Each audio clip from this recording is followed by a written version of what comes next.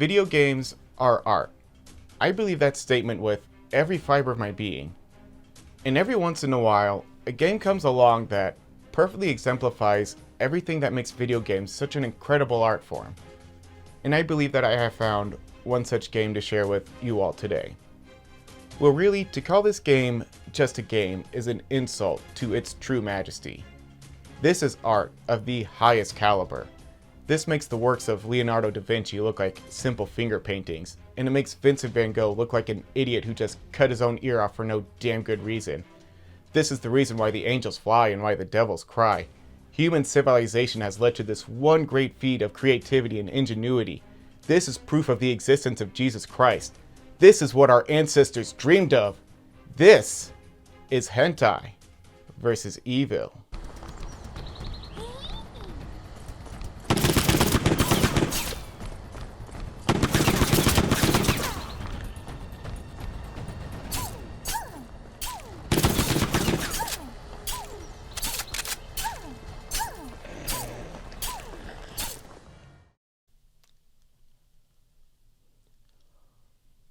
Or maybe this is the lowest effort cash grab that I have ever seen in my entire life.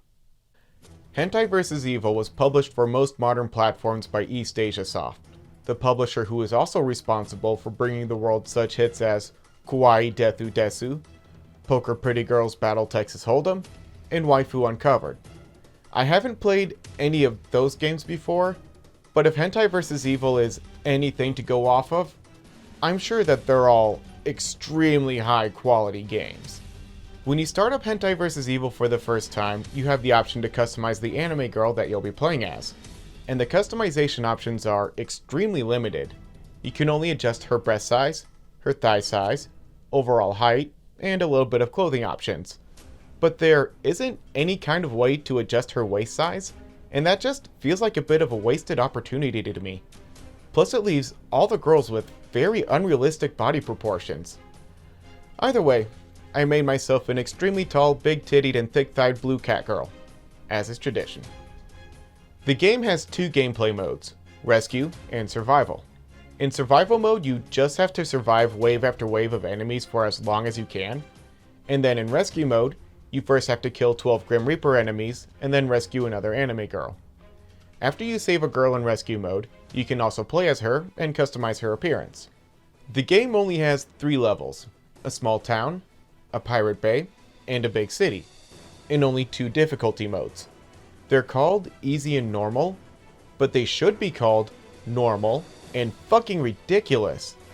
The main difference between these 2 modes is that in Normal mode, you take a lot more damage, and you actually don't get anything for playing the game on Normal mode. There aren't even any trophies for it. So I said, fuck it, and just played the whole thing on easy mode. Speaking of trophies, this was probably the quickest platinum trophy that I've ever gotten.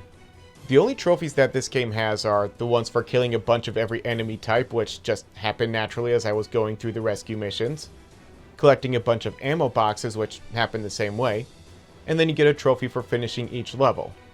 Overall, it only took me about 45 minutes or so to get the platinum trophy. The trophies for finishing each level don't specify if you need to do it on rescue mode or on survival mode. So I just did each one in rescue mode so that I could see the other girls that you unlock. The girls are incredibly easy to find because there is a big old beam of purple light coming out from their cage and into the sky, showing you exactly where they are. And I'm actually not really sure if you even can finish a level in survival mode, or if it just keeps going until you die. I really only tried it for a couple of minutes just to see what it was. The game has a grand total of 5 weapons. 2 fully automatic guns, a shotgun, a sniper rifle which is completely useless because enemies just constantly charge at you, and a grenade launcher which is overpowered as fuck. But if you hit an enemy with it, there isn't an explosion of any sort, they just kinda die.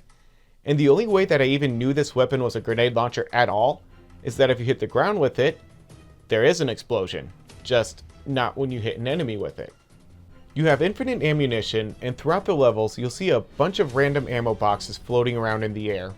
It took me a little while to figure out that you're actually supposed to shoot them and they'll drop power-ups which can improve your damage output for a little bit, or cause enemies to catch fire when you shoot them. As you explore these levels, you'll find that there are only 3 enemy types in every level, and it's the same 3 enemies in each level. You have zombies, orcs, and grim reapers. And all 3 of these enemies behave in the exact same way, they just sort of charge at you. The only difference between them is that zombies only take a few shots to kill, orcs take a little bit more to kill, and the reapers take the most to kill. And by the way, did I mention that this game had almost no effort put into it at all? The music sounds like it was royalty free, and I don't even know how to describe these graphics. They look like something out of Akira Toriyama's nightmares. Plus, the game is full of bugs and glitches. I already showed this in the intro, but there was one point where I was trying to jump between a couple of buildings in an effort to get past them more quickly, but instead, I just wound up stuck in the game's geometry. The only way that I could get myself out of this was by letting the Grim Reaper here kill me. And these Grim Reapers are essentially walking glitches. Every time that you kill one, the body will sort of twitch and randomly flail around on the ground until they just sort of fade away. This game normally goes on sale on the PlayStation Store for around $10, but I do see it go on sale a lot. Now, I bought this purely as a joke, just kind of thinking it might be worth a few chuckles, which, to be fair, it did make me laugh a little bit, but it just didn't do anything else for me at all. In reality, no matter how cheap this game is, it is not worth any amount of money. This whole thing is stupid, and I'm stupid for buying it. Thanks for watching, and I hope to see you next time.